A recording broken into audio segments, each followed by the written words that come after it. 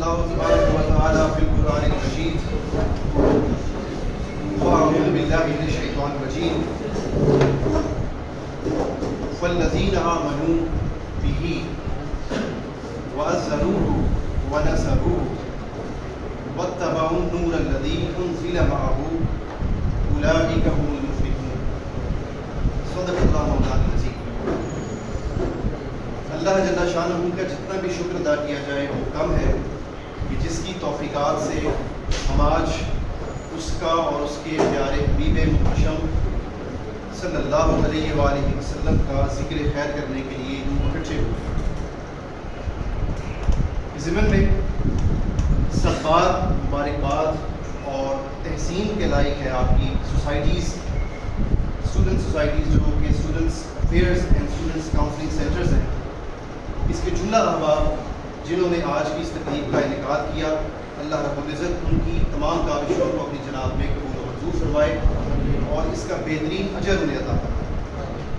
ساتھ ہی ساتھ میں ڈاکٹر راشد سلیم صاحب اور سر فرحان صاحب کا بھی خصوصی طور پر شکریہ ادا کرنا چاہوں گا کہ جنہوں نے ٹیم جبین اسلام کو ناموس رسالت صلی اللہ علیہ وآلہ وسلم کے عنوان سے منعقدہ اس تقریب میں شرکت کی دعوت دی۔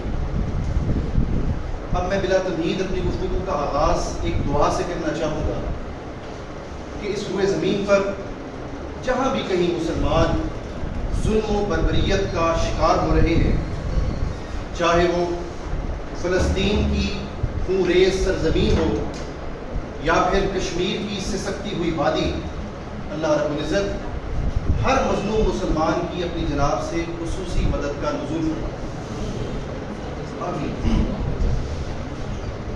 اپنی گفتگو کا آغاز میں نے سورۃ الاعراف جو کہ قرآن مجید کا 7th چیپٹر ہے، اس کی ورس نمبر 157 کے آخری حصے سے کیا۔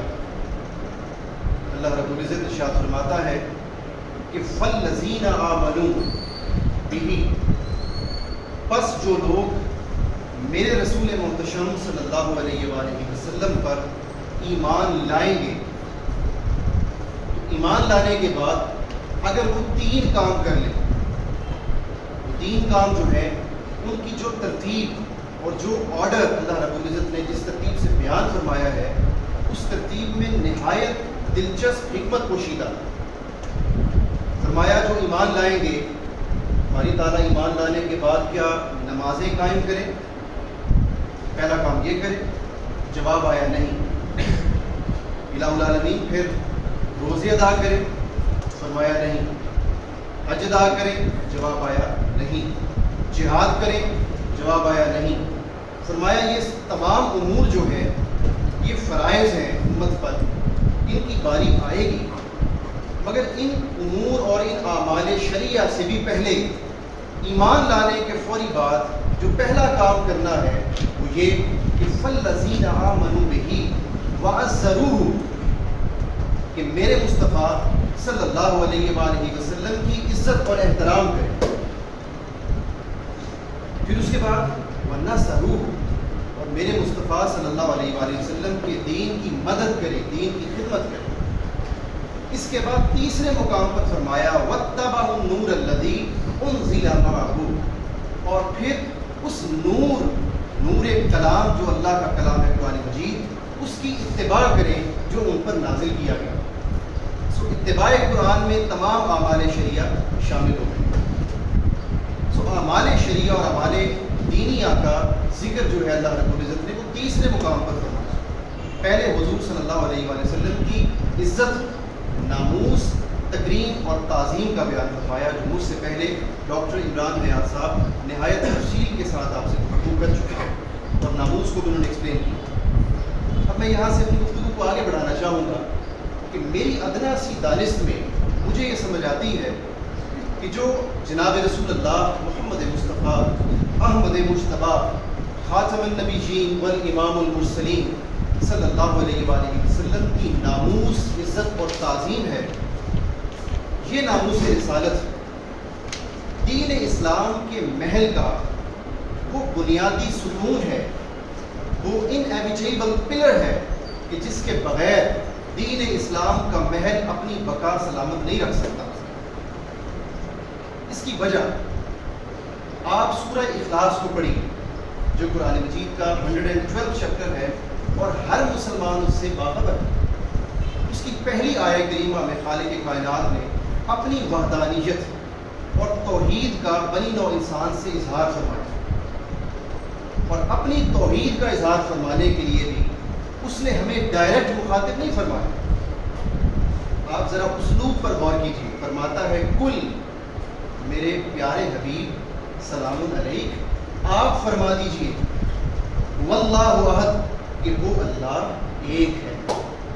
چاہتا تو فرماتا یا ایھا الناس، اے لوگو، انا اللہ احد، میں تمہارا رب ایک۔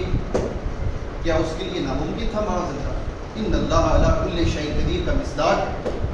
چاہتا تو براہ راست ہم سے مخاطب فرماتا، ہمیں ایڈریس کرتا اپنی وحدانیت اور توحید کے بارے میں، مگر اس نے ہمیں شان رسالت مآب صلی اللہ علیہ وآلہ وسلم اور حرمت رسالت مآب صلی اللہ علیہ وآلہ وسلم کی اہمیت سمجھانا چاہیے کہ دیکھو اگر میری وحدانیت کی بات ہوگی تو وہ بھی بزبان مصطفیٰ ہوگی صلی اللہ علیہ وآلہ وسلم۔ میرے مصطفیٰ آپ کہہ دیجیے ان کا کیا مقام کہ میں ڈائریکٹ ان سے مخاطب ہوں، یہ آپ سے جڑے، آپ سے کنیکٹ ہو، آپ کی سیرت سے، آپ کی سنت سے جتنا زیادہ جڑیں گے، لگاؤ ہوگا، اتنا ہی زیادہ اپنے رب کو پہچانتے چلے جائیں گے اور معرفت الہیہ کا حصول ہوتا جائے گا۔ سو یہ تو اللہ رب العزت نے اہل ایمان، ہم اہل ایمان جو ہیں، ہمارے لیے ایمان لانے کے فوری بعد حرمت رسالت مآب صلی اللہ علیہ وسلم کا سٹینڈرڈ سیٹ فرما دیا۔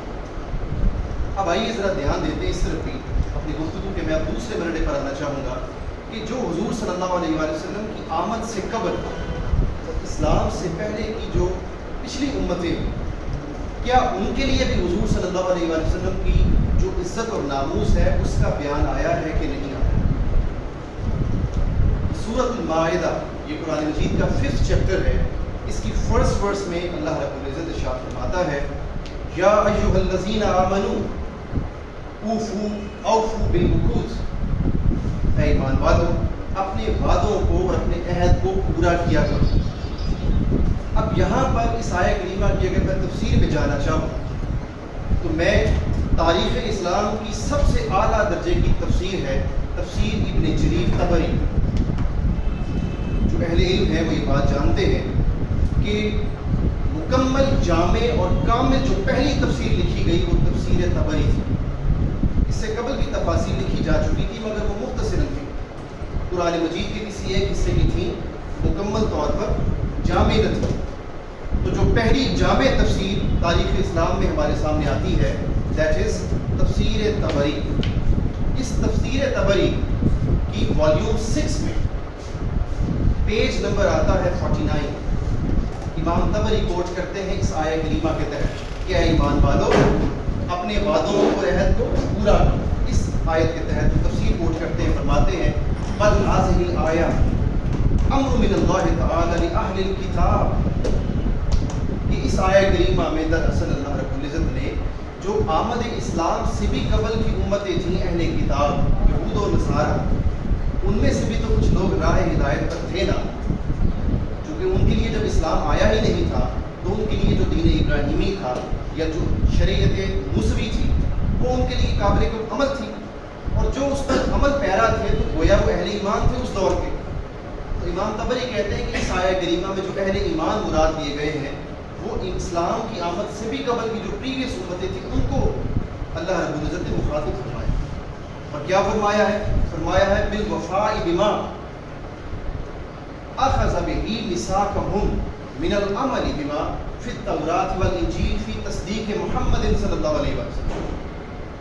امام طبری فرماتے ہیں کہ اللہ رب العزت نے گویا یہود و نصارہ جو اہل کتاب ہیں ان سے فرمایا کہ دیکھو تمہاری جو کتب ہیں چاہے وہ تورات ہو یا انجیل، ان کتب میں بھی ہم نے اپنے آخری نبی صلی اللہ علیہ وآلہ وسلم کی ان کی بعثت کا اور ان کے مقام و مرتبے کا اظہار فرما رکھا ہے، اور تم سے وعدہ لے رکھا تھا کہ اگر تم اپنے زمانوں میں ان کو پاؤ تو پھر تم پچھلی شریعتوں کو ترک کر کے ان کے دین کو قبول کر لو۔ فی تصدیق محمد صلی اللہ علیہ وسلم۔ तबरी के कौल को इमाम अबू मुहम्मद अल-मक्की वो अपनी तफसीर की किताब अल-हिदाया में लाते हैं इब्न जुरैज से नकल करके। यही रवायत है कि इस आया करीमा में जो ईमान वालों को मुखातिब किया गया है वो कौन है? आमद इस्लाम से भी कबल के ईमान। अब यहाँ पर एक और जो नहायत ही अहम तफसीर आती है इसी आया करीमा के तहत, वो इमाम बग़वी की आती है। ये तफसीर पूरा आलम अरब पढ़ता है। तफसीर तबरी का मैंने हवाला दिया। ये वो तफासीर हैं कि अरब के उलमा जो हैं वो जब तक इन तफासीर पर ग्रिप हासिल न कर लें तो उनको इल्म दीन का सर्टिफिकेट और सनद नहीं दी जाती। तफसीर तबरी हो गई, तफसीर बग़वी हो गई, इसी तरह तफसीर कुर्तबी हो गई, तफसीर इब्न कसीर हो गई। ये वो तमाम उलुल अज़म तफासीर जिनकी कमो बेश किसी की 20 जिल्दें हैं, किसी की 30 जिल्दें हैं, वॉल्यूम्स हैं इन तफासीर जिनके मैं आपको रेफरेंस देता हूँ। तो तफसीर मैंने सर्च किया बग़वी जो है उसका नाम है मुआलिमुत तंज़ील। उसकी वॉल्यूम 2 में पेज नंबर 5 पे इमाम बग़वी जो है वो इस आया करीमा के तहत नहायत खूबसूरत अल्फाज लाते हैं। मैं वो कोट करना चाहता हूँ। आप फरमाते हैं हाज़ा खिताबुन लिअहलिल किताब, कि इस आया करीमा में जो खिताब है अल्लाह का वो किससे है? अहले किताब यहूदो नसारा से। वक़ाल या अय्युहल्लज़ीना आमनू कुतुबु बिल मुतक़द्दिम, क्या ईमान वालो तुम्हारी जो प्रीवियस कुतब थी मुतक़द्दिम, जो पहले कुतब नाज़िल हो चुकी थी, उनमें अपने हबीब सल्लल्लाहु अलैहि वसल्लम की हमने शान का जिक्र किया है। और ख़ास लिखते हैं फ़ी शान मुहम्मद सल्लल्लाहु अलैहि वसल्लम, कि तौरात और इंजील में भी अल्लाह रब्बुल इज़्ज़त ने अपने महबूब सल्लल्लाहु अलैहि वसल्लम की बाकायदा शान बयान फरमाई। तो अहले किताब को अल्लाह रब्बुल इज़्ज़त ने मुखातिब फरमाया कि तुम पर भी लाजिम है कि अगर तुम उनका ज़माना पाओ तो उनकी इज़्ज़त भी करो और तकरीम भी करो। अब यहाँ पे चलिए जो हमारे क्रिश्चियंस भाई हैं या ज्यूज़ हैं वो समझेंगे कि ये तो कुरान मजीद से हवाला हो गया ना, तो क्या उनकी अपनी बाइबल में भी जिक्र आया है? तो आइए अब मैं बाइबल की तरफ जाता हूँ। Holi Bible written by mark, उसका चैप्टर 1 है और वर्स नंबर 7 है। और Holi Bible same written by Luke, उसमें चैप्टर 3 है और वर्स नंबर 15 है। जो मैं कोट करने जा रहा हूँ वो सर से लेकर पाँव तक तवज्जो बन के सुनी, क्योंकि जब हम खुद सही इल्म का उसका हामिल होंगे तो हम दीगर कम्युनिटीज़ को भी असल बात जो है, हकीकत जो है, उससे आश्कार कर सकते हैं। देखिए उनका कसूर कोई नहीं। हमारी बहन ने जो बड़ा ज़बरदस्त सवाल पूछा, मैं इनकी इंटेलेक्ट पे बड़ा हैरान हूँ। उन्होंने बहुत उम्दा सवाल पूछा था डॉक्टर इमरान दयाल साहब से। उन्होंने पूछा था कि हुर्मत रिसालत पाक सल्लल्लाहु अलैहि वसल्लम और नामूस रिसालत सल्लल्लाहु अलैहि वसल्लम गोया हर मुसलमान के लिए अव्वल है, सबके लिए अव्वलीन है, इससे किसी को शक शुबा है ही नहीं। और गुस्ताख रसूल की सज़ा सरकन से जुदा, इसमें तो किसी को शक ही नहीं। लेकिन क्या वो लोग जो खुद दीन पर पहले अमल पैरा नहीं होते, जो खुद सही आमाल में पूरे नहीं होते, जो बाज़ारों में चलते फिरते हमारी बहनों को छेड़ते हैं, वो कहें कि नामूस रिसालत सल्लल्लाहु अलैहि वसल्लम का मसला हमने उठाना है, तो पहले आपका जब अपना अमल गवाही नहीं दे रहा दीन इस्लाम की, तो आप हक कैसे रख सकते हैं दीन को इम्पोज करने की? ये इम्पोजिशन और ये इम्प्लीमेंटेशन और ये एग्जीक्यूशन बाकिरदार अहले ईमान ही कर सकते हैं। और अहले ईमान का बाकिरदार होना तभी मुमकिन है कि जब उनको इल्म हासिल हो, इल्म भी हो जो है जानिबदार और गहराई के साथ। सो मैंने आपको रेफरेंस कोट कर दिया, आप इसको बाद में जाके वेरीफाई भी कर सकते हैं। अब जो कॉल आता है वो आता है John announced Holi Bible, someone is coming soon who is greater then I am. John announce वो कहते हैं, उन्होंने अपनी कौम से मुखातिब हुए और फरमाया कि अनकरीब कोई आने वाला है, someone is coming soon who is greater then I am, और वो इतने अजीम उल मर्तबत हैं कि मैं भी उनके आगे सरे तस्लीम खम किए हुए, मुझसे भी आला मर्तबत है। And so much greater that I am not even worthy to stoop down like a slave and untie the straps of his sandal. वो इतना आला मकाम रखते हैं कि मैं गुलाम की हैसियत में भी उनके सामने खड़े होने की हैसियत नहीं रखता, और उनके जूतों के तस्मे खोलने की भी मेरी मजाल नहीं, मेरी जुर्रत। उनके जूतों का तस्मे जो है वो भी मुझसे आला मर्तबा। ये होली बाइबल में, ये तो जॉन के हवाले से आ गया। अब होली जीसस, होली क्राइस्ट, हज़रत मसीह ईसा अलैहिस्सलाम, उनके हवाले से भी होली बाइबल का किंग जेम्स वर्जन, یہ میجورٹی آف دا کرسچنس کے یہاں سب سے زیادہ یہ سیٹ ہے کنگ جیمز ورژن. اس کے چیپٹر 14 میں ورس 9 آتی ہے.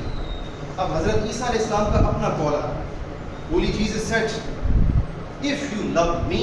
اپنی قوم سے مخاطب ہوتے ہیں اہل عیسائیت کے ساتھ. وہ فرماتے ہیں کہ اگر میرے مذہب عیسائیوں اگر تم مجھ سے محبت کرتے ہو, پہلے شرط لگا دی کیونکہ بات اگلی بڑی اہم آنے والی. If you love me obey my commandments, تو پھر میرے احکامات پر عمل کرنا. اگر مجھ سے محبت کرتے ہو تو میں بدلے میں تمہیں کیا دوں گا. I will request the Lord. میں اللہ سے یعنی اپنے مالک سے درخواست کروں گا اور وہ کیا کرے گا. He will give you another advocate who will never leave you. اگر تم مجھ سے محبت کرتے ہو تو میرے احکامات کی پیروی کرو, تو بدلے میں اللہ سے درخواست کروں گا, دعا کروں گا, اور اللہ تمہیں ایک اور ایڈوکیٹ دے گا, وکیل دے گا جو تمہاری وکالت کرے گا روز محشر.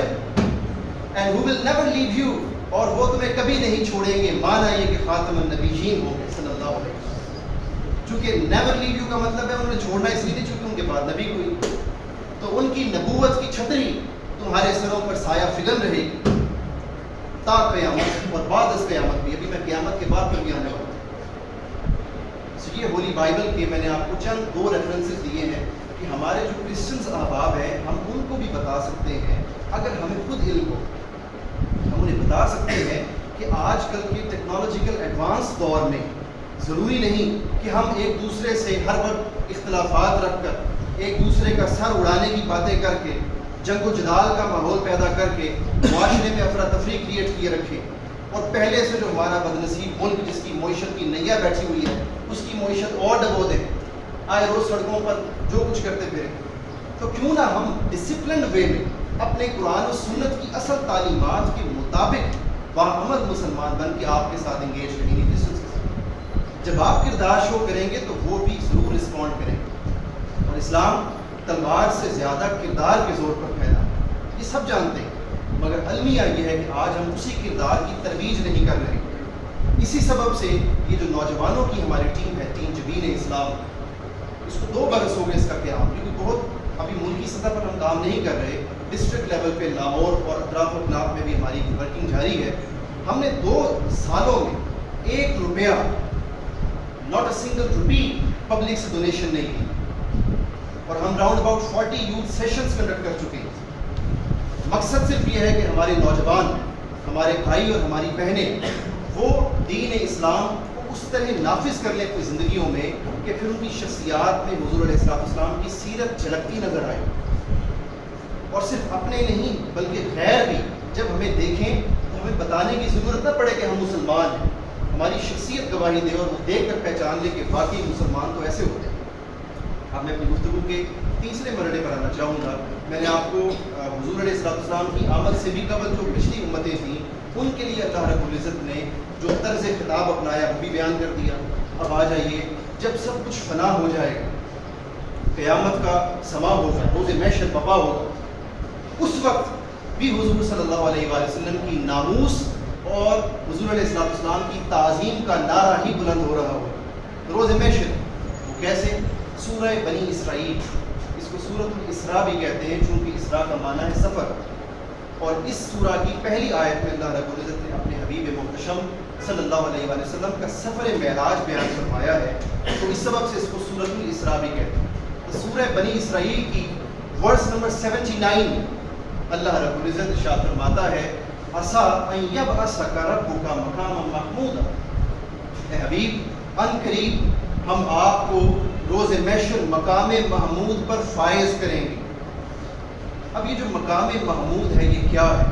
دیکھیے, لفظ محمد ہو یا محمود دونوں میں جو روٹ ورڈ ہے, روٹ ورڈ سمجھتے ہیں, جو بنیادی لفظ ہوتا ہے پھر باقی الفاظ اسی سے اخذ ہوتے ہیں. سو محمد ہو یا محمود, ان دونوں کا جو روٹ ورڈ ہے دیٹ از حمد. الحمدللہ رب العالمین, تمام تعریفیں اللہ ہی کے لیے, حمد ساری اللہ کے لیے, مگر اس نے اسی حمد سے شان محمد دی اپنے محبوب کو اس روئے زمین پر, اور اس کا اپنا صفاتی نام ہے محمود. جیسا کہ مجھ سے پہلے سر عرض کر رہے تھے، اللہ رب العزت کی صفات کا بیان کر رہے ہیں، تو آپ قرآن مجید میں اللہ رب العزت کی صفاتی اسماء درج ہوتے ہیں، آپ جا کے دیکھ سکتے ہیں۔ محمود اس کی صفت ہے، محمد کی شان اس نے دی اس پورے زمین پر۔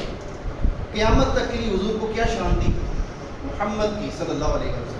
اور قیامت کے روز وہ جو اپنی شان محمودیت ہے اس شان پہ فائز کرے گا اپنے محبوب۔ اور سورہ بنی اسرائیل کی اس آیت کریمہ میں اس خالق نے خود بیان فرمایا، آیت نمبر 79 میں 79۔ سو کسی کے مائنڈ میں کنفیوژن نہیں آنی چاہیے کہ اللہ کی شان ہے تو حضور کو کیسے ملے گی، میں نے نہیں، اللہ معاف فرمائے، میں نے نہیں کہا، بلکہ خود خالق نے شان عطا فرمائی، وہ جو چاہے پر ان اللہ علی کل شیء قدیر۔ ہاں ذات جدا ہے، تاکہ کسی کو کنفیوژن نہ ہو جائے، ذات جدا رہے گی، عبادت نہیں ہو سکتی حضور کی۔ حضور جتنا عالی مقام پر چلے جائیں، تشریف لے جائیں، رہیں گے مخلوق، خالق رہے گا، حضور مخلوق رہیں گے، خالق اور مخلوق کا فرق قائم رہے گا، عبادت اللہ کی ہوگی، حضور کی نہیں ہوگی۔ بھی میں اس پر بھی آگے آ جاؤں گا۔ یہ دو فرق چھوڑ کے آپ قرآن پڑھیے، اللہ رب العزت نے 100 سے 150 آیات مبارکہ میں اپنے حبیب کا ذکر اپنے نام کے ساتھ کیا، اتباع میں، اطاعت میں، جنگ میں، لڑائی میں، فرما برداری میں، غصے میں، گلے میں، خوشی میں۔ اس نے اپنی کافی شانیں جو ہیں وہ ان شانوں کے ذکر میں اپنا اور اپنے محبوب کا ذکر جوڑ کر کیا، اللہ و رسول ہو گیا۔ حتیٰ کہ کفار نے، منافقین نے، ایک سال ایسا ہوا کہ ذی الحج کے موقع پر انہوں نے حضور صلی اللہ علیہ وآلہ وسلم کی قربانی دینے سے پہلے قربانی کر، صحیح بخاری کی روایت ہے، حضور علیہ السلام نے بھی قربانی نہیں کی تھی، انہوں نے پہلے کر لی۔ کچھ منافقین تھے، دیکھنے میں مسلمان تھے، مگر انہوں نے جب قربانی کر لی تو اللہ رب العزت کو گوارا نہ ہو۔ قرآن پاک میں فرمایا کہ میرے حبیب یہ مجھ پہ اور آپ پہ پیش قدمی کرتے، اللہ اور اللہ کے رسول سے آگے بڑھتے۔ دیکھیے انہوں نے تو قربانی کی تھی حضور کی قربانی سے پہلے، اللہ کے آگے تو پیش قدمی نہیں کی تھی، مگر اللہ نے اپنے محبوب کے آگے پیش قدمی کرنے کو بھی اپنے اوپر پیش قدمی تصور کی۔ سو یہ اس نے اپنے حبیب کو شان دی۔ سو اب یہ جو آیت کریمہ ہے کہ اے حبیب ہم آپ کو روز محشر شان محمود عطا کریں گے، مقام محمود پر فائز کریں گے، اور پھر آپ کو عزت دیں گے کہ آپ اپنی امت کی شفاعت کر سکیں گے۔ یہ جو شان محمود ہے اس کے حوالے سے اسی آیت کریمہ کی میں تفسیر پہ آنا چاہوں گا۔ حضرت عبداللہ ابن عمر، نام آپ نے سنا ہوگا، خلیفہ ثانی حضرت عمر فاروق رضی اللہ تعالیٰ عنہ کے صاحبزادے حضرت عبداللہ ابن عمر، ان سے روایت آتی ہے اور وہ کہتے ہیں کہ اس کا مطلب یہ ہے کہ یجلسنی معہ ربہ علی السریر۔ حضور علیہ السلام نے ہمیں فرمایا، میں نے سنا حضرت عبداللہ ابن عمر فرماتے ہیں کہ حضور علیہ السلام نے فرمایا اس آیت کریمہ کا مطلب یہ ہے کہ اللہ روز محشر مجھے اپنے ساتھ مسند پر بٹھائے گا اور تمام اہل محشر کو میری شان واضح کر دے گا۔ جو اس زمین پہ نہیں مانتے تھے ان کو بھی پتہ چل جائے گا کہ آقا کی شان کیا ہے صلی اللہ علیہ وسلم۔ یہ حضرت عبداللہ ابن عمر کی تفسیر آتی ہے۔ پھر اس کے بعد ایک اور تفسیر آتی ہے مجاہد سے، یہ تفسیر بغوی میں آتی ہے اور اس کی جلد 6 ہے، اور جو حدیث کا نمبر آتا ہے مسند الفردوس میں امام دارمی اس کو کوٹ کرتے ہیں، امام دیلمی بھی کوٹ کرتے ہیں، امام بغوی، ذہبی، کثیر ائمہ مفسرین و محدثین اس کو کوٹ کرتے ہیں۔ اس کا جو نمبر آتا ہے حدیث مبارکہ کا وہ ہے 31652، جلد 6۔ اور مجاہد قول لاتے ہیں کہ حضور علیہ السلام کے حوالے سے کہ یقعدہ ربہ مع العرش، کہ اس آیت کا مطلب یہ ہے کہ اللہ عرش پر روز محشر اپنے محبوب کو اپنے ساتھ مسند پہ جگہ عطا فرمائیں۔ اب یہاں پر میں گفتگو کو سمجھ کرنا چاہوں گا چونکہ آپ کو آلریڈی ٹائم کافی زیادہ ہو چکا ہے، بس میں واپس آنا چاہوں گا ابھی قرآن مجید سے۔ میں نے آپ کو 3 ادوار بتا دیے ہمیں اہل ایمان کے لیے اللہ رب العزت نے احکامات فرمائے اور جو حضور علیہ السلام کی عزت کو ایکسپلور فرمایا، پھر ہم سے پہلے کی امتوں کے لیے ایکسپلور فرمایا، اور جب سب کچھ فنا ہو چکا ہوگا، روز محشر بپا ہو چکا ہوگا، اس وقت بھی اللہ رب العزت اپنے محبوب کی شان کا اظہار فرمائے گا۔ اب آ جائیے کہ جو حضور علیہ السلام کے اصحاب ہیں، صحابہ کرام، وہ حضور صلی اللہ علیہ وآلہ وسلم کی عزت اور ناموس کا اہتمام کیسے کرتے ہیں، یہ میری گفتگو کا آخری حصہ ہوگا اور نہایت ایمان افروز ہوگا۔ اس ضمن میں صحیح مسلم کی میں روایت کوٹ کرنا چاہوں گا، صحیح مسلم کی والیوم 4 میں، والیوم 4 صحیح مسلم کی حدیث مبارکہ کا نمبر آتا ہے 2345، عن انس بن مالک رضی اللہ تعالی عنہ لقد رأیت رسول اللہ صلی اللہ علیہ وآلہ وسلم والحلاق یہلکہ وأطاف اصحابہ۔ آپ فرماتے ہیں کہ میں نے ایک روز دیکھا حضور علیہ السلام اپنے بالوں کی حجامت بنوا رہے تھے، اپنے بال ترشوا رہے تھے، اور میں نے دیکھا کہ حضور علیہ السلام کے جو اصحاب ہیں وہ حضور علیہ السلام کے حجام نائی کے گرد طواف کر رہے تھے. یہ حدیث کے الفاظ آتے ہیں حدیث صحیح مسلم. وَأَطَافَ بِهِ أَصْحَابُهُ, پھر ریپیٹ کر دوں, وَأَطَافَ, طواف کر رہے تھے, بِهِ أَصْحَابُهُ, حضور کے ساتھ. کیوں؟ کہ کہیں حضور علیہ السلام کا ایک منہ مبارک, بال مبارک بھی زمین پر نہ گر جائے. یہ صحیح مسلم کی جلد نمبر 4 میں حدیث کا نمبر آ گیا 2345. اس کے بعد میں یہاں پر روایت لانا چاہوں گا, امام حاکم محدث ہے, وہ اپنی حدیث کی کتاب المستدرک کی جلد نمبر 3 میں حدیث لاتے ہیں اور فرماتے ہیں, حدیث کا نمبر آتا ہے 5398. فرماتے ہیں کہ کسی نے حضور علیہ السلام کے چچا حضرت عباس بن عبد المطلب سے پوچھا رضی اللہ تعالیٰ عنہ. ان سے پوچھا, حضرت عباس سے, حضور کے چچا سے پوچھا. اب سوال بڑا انٹرسٹنگ, نو مسلم تھا, اس کو پتہ نہیں تھا. اس نے پوچھا کہ ایہما اکبر انت من النبی صلی اللہ علیہ وسلم, کہ اے عباس, عمر میں آپ بڑے ہیں یا آپ کے مصطفیٰ صلی اللہ علیہ وسلم بڑے ہیں؟ اب پوچھنے والے کو, سائل کو نہیں خبر تھی کہ یہ حضور کے چچا ہے, پتہ ہوتا تو پوچھتا ہی. تو پوچھا آپ بڑے ہیں یا آپ کے رسول صلی اللہ علیہ وسلم بڑے ہیں؟ اب یہاں پر حضرت عباس کا آپ جواب سنیے, سر تاپ کان بن کر سنیے, نہایت ایمان افروز ہے. پتہ چل جائے گا کہ صحابہ کے نزدیک حضور علیہ السلام کی ناموس کی اہمیت کیا تھی, حضور علیہ السلام کے مقام و مرتبے کا ان کی نگاہ میں اس کی حیثیت کیا تھی. فرمانے لگے, ہوا اکبر منی وانا اقدم فیہ المیلاد. اے سائل, بڑے تو مجھ سے میرے آقا ہی ہیں, میں بس ان سے پیدا پہلے ہو گیا تھا. قربان جائیے, حضرت عباس کا انداز دیکھیے, بڑے خود ہیں, بھتیجے ہیں حضور علیہ السلام, وہ چچا ہے. فرماتے ہوا اکبر منی, بڑے تو وہی ہیں, بس میری میلاد یعنی میری ولادت ان سے پہلے ہو گئی. اب اس گفتگو کو میں مزید کنکلوژن کی طرف لے جانا چاہوں گا. آگے جو حدیث مبارکہ لا رہا ہوں یہ مسند احمد بن حنبل کی جلد نمبر 3 میں صفحہ 158 پر آتی ہے. اور ایک روز کچھ یوں ہوا کہ اونٹ, مدینہ کے کچھ انصار صحابہ کرام کا اونٹ وہ پاگل ہو گیا. جب پاگل ہو گیا تو وہ حضور علیہ السلام کے پاس آ گئے اور آ کر عرض گزار ہوئے کہ یا رسول اللہ سلام علیک, ہمارا اونٹ پاگل ہو گیا ہے, نظر کرم فرمائیں. اب یہ الگ بات ہے, صحابہ کرام کا اعتقاد دیکھیے کہ اونٹ پاگل ہو گیا ہے پھر بھی پیغمبر کے پاس آ رہے ہیں صلی اللہ علیہ وسلم. مسند احمد بن حنبل جس کا میں آپ کو ریفرنس دے رہا ہوں, یہ آپ کی اطلاع کے لیے, آپ کے نالج کے لیے, کہ مسلم امہ کی پوری تاریخ میں جو سب سے بڑا ذخیرہ حدیث ہے وہ مسند احمد بن حنبل کا. اس میں 30,000 سے زائد احادیث مبارکہ, اس کی والیوم 3 سے میں ریفرنس دے رہا ہوں, اور حدیث صحیح. صحابہ کرام آ گئے, حضور علیہ السلام نے فرمایا کہ پریشانی کی کیا بات ہے, اونٹ کو میرے پاس لے آؤ. حضور علیہ السلام بھی کریم ہے, شفیق ہے.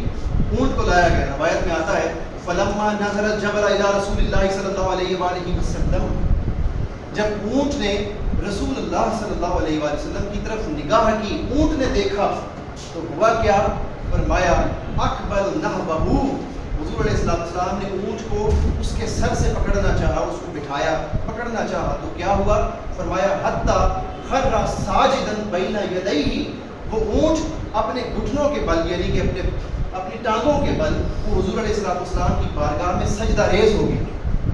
حدیث کے الفاظ آتے ہیں حتی خر ساجدا, ساجد بن گیا, حضور علیہ السلام کے آگے سرنگوں ہو گیا, وہ پاگل اونٹ ٹھیک ہو گیا. حضور علیہ السلام نے فرمایا اب اس کو لے جاؤ. اب یہ تو واقعہ ہو گیا. جب اونٹ چلا گیا نا تو جو حضور علیہ السلام کے 7 اصحاب تھے, حضرت ابو بکر صدیق ہوں یا دیگر صحابہ کرام ہوں, ان کے اب دل مچلنے لگے. اب ان کا بڑا زبردست یہاں پہ ایک ریکویسٹ ہے حضور علیہ السلام سے, وہ توجہ سے سنیے گا. فرماتے ہیں یا رسول اللہ سلام علیک ھذہ بہیمۃ لا تاکل تسجد لک, یا رسول اللہ آقا یہ تو بہیمۃ, یہ جانور تھا, لا تاکل, اس کو عقل کوئی نہیں تھی, پھر بھی تسجد لک, یہ آپ کو سجدہ کر گیا. ونحن آکل فنحن احق ان اسجد لک, آقا ہم تو عاقل ہیں, ہمیں تو عقل ہے, ہمیں موقع عطا کیجیے, ہم بھی آپ کو سجدہ کرنا چاہتے ہیں. فرمایا نہیں, میری شریعت میں اللہ کے سوا کسی غیر کو سجدہ نہیں ہوگا.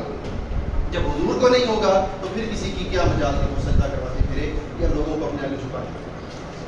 اب دیکھیے صحابہ اکرام کا عقیدہ شان رسالت صلی اللہ علیہ وسلم کہ حضور علیہ السلام کے مقام و مرتبے کی حیثیت ان کے دلوں میں کیا تھی, کہ وہ سجدہ کرنے کو تیار بیٹھے. اب یہ تو کچھ صحابہ تھے جنہوں نے اجازت مانگی. اب یہاں پر میں ایک اور ایمان افروز روایت لانے لگا ہوں. یہ سنن ابن ماجہ کی روایت ہے, اور سنن ابن ماجہ کی جلد 1 میں یہ حدیث مبارکہ آتی ہے, اور اس کا نمبر ہے 1853. اس کے علاوہ حافظ ابن کثیر جو عرب کے بڑے جید عالم دین ہیں اور 8ویں صدی ہجری کے مفسر ہیں, جن کو پورا عالم عرب پڑھتا ہے, انہوں نے بھی اس روایت کو لیا. تو سنن ابن ماجہ میں حدیث مبارکہ آتی ہے حضرت معاذ ابن جبل رضی اللہ تعالیٰ عنہ کے حوالے سے. حضرت معاذ ابن جبل کے حوالے سے میں یہ بتاتا چلوں کہ حضور علیہ السلام نے ان کو سیریا شام کا قاضی القضاء اپوائنٹ کیا, چیف جسٹس اپوائنٹ کیا. یعنی کہ اس روایت میں جس صحابی کا ذکر ہونے جا رہا ہے وہ کوئی عام درجے کے صحابی نہیں تھے. یوں تو ہر صحابی وہ اتنے اعلیٰ ہیں کہ ہم ان کے مقام و مرتبے پر سوال بھی نہیں اٹھا سکتے, لیکن میں جنرل میں سمجھانا چاہ رہا ہوں. یعنی عمومی صحابہ میں شامل نہیں تھے, یہ خصوصی صحابہ میں شامل تھے کہ حضور علیہ السلام نے ان کے علم, ان کی فہم اور ان کی فراست کے مطابق ان کو شام کا قاضی القضاء اپوائنٹ کیا, چیف جسٹس اپوائنٹ کیا. اب جب یہ اپنی ڈیوٹی پوری کر آئے, اپنا ٹینیور آف اپوائنٹمنٹ پورا کر آئے, واپس آ گئے. واپس آئے تو انہوں نے کیا کیا؟ انہوں نے آتے ساتھ حضور صلی اللہ علیہ وآلہ وسلم کو دڑام سے سجدہ کر دیا. حضرت معاذ ابن جبل ہے کون؟ Farmer chief justice of Syria, عام شخص نہیں ہے, عالم دین بھی ہیں, فقیہ ہیں, فقہ رکھتے ہیں, علم رکھتے ہیں, اور آ کر سجدہ کر دی. حضور علیہ السلام جلال میں آ گئے, فرمایا معاذ یہ کیا کر رہے ہو؟ کہنے لگے یا رسول اللہ اتنے برس آپ نے ڈیوٹی دے رکھی تھی سیریا شام میں, وہاں شام میں نان مسلمس کی اکثریت تھی اس زمانے میں, تو وہ لوگ کیا کرتے تھے, وہ میرے آگے جھک جاتے تھے قاضی القضاء کے آگے, ان کا رسم تھا, رسم کی روایت تھی. تو اتنے برس میں نے دیکھا لوگوں کو اپنے آگے جھکتے ہوئے, تو آج رہا نہ گیا, بس بے ساختہ میں آگے آپ کے آگے جھکے. تو حضور علیہ السلام نے جلال میں ان کو روکا, فرمایا کہ آئندہ سے میری امت میں کسی کے لیے تعظیم کا سجدہ بھی کرو. اور دو کہ انہوں نے عبادت کا سجدہ نہیں کیا, تعظیم احترام میں سجدہ کر لیا, چونکہ اس کلچر میں شامل ہے, مگر حضور علیہ السلام نے تعظیم اور تقدیم کا سجدہ بھی حرام فرمایا. اب آخر میں جو بلاسفمی کی بات ہے, یہ عزت و ناموس رسالت صلی اللہ علیہ وسلم کی میں نے آپ کو کچھ گوشے شیئر کر دی ہے, ہم اہل ایمان کے لیے, ہم سے پچھلی امتوں کے لیے, روز محشر کے لیے. اور چوتھا پوائنٹ جو تھا وہ میں نے صحابہ کرام کی سیرت سے, ان کی سنت سے, ان کے طریق سے آپ کو بتایا کہ وہ حضور علیہ السلام کا ادب کیسے اپلائی کرتے تھے اپنی روٹین لائف سے. اب لاسٹ میں جو بلاسفمی کے حوالے سے جو سزائیں ہیں, جو اس کے لیے حدود ہیں, تو ہم مسلمانوں کو تو اس میں کوئی ifs and buts نہیں ہے, سب کو پتہ ہے کہ وہ سزائے موت ہے. لیکن کیا کرسچینٹی میں, ہولی بائبل میں بھی اس کا ذکر آتا ہے. تو ہولی بائبل کا اولڈ ٹیسٹمنٹ ہے لیویٹیکس, اولڈ ٹیسٹمنٹ, اس کے چیپٹر 24 میں ورس نمبر 12 آتی ہے, اور 16 آتی ہے. چیپٹر 24 ہے اور ورس نمبر 16 آتی ہے لیویٹیکس اولڈ ٹیسٹمنٹ, اور آیت آتی ہے بنی اسرائیل کے حوالے سے, یعنی کہ جو قوم موسیٰ ہے علیہ السلام کے حوالے سے آتی ہے. اور آتا ہے, لکھا ہوا یہ آتا ہے کہ لارڈ کمانڈڈ موسیس ٹو اسٹون دی بلاسفیمس, کہ اللہ نے حضرت موسیٰ علیہ السلام کو حکم دیا کہ جو توہین کرے اس کو, اس پر پتھر مارے جائیں, کوڑے مارے جائیں. And the Israelites did so, اور بنی اسرائیل نے یہی کچھ کیا. who blasphemed the name of Lord, جس نے بھی قوم موسیٰ میں اللہ کی توہین کی, اللہ کی اہانت کی, اللہ رب العزت کی حرمت کو پامال کیا, تو بنی اسرائیل نے حضرت موسیٰ علیہ السلام کے ہوتے ہوئے پھر ان کو کوڑے مارے.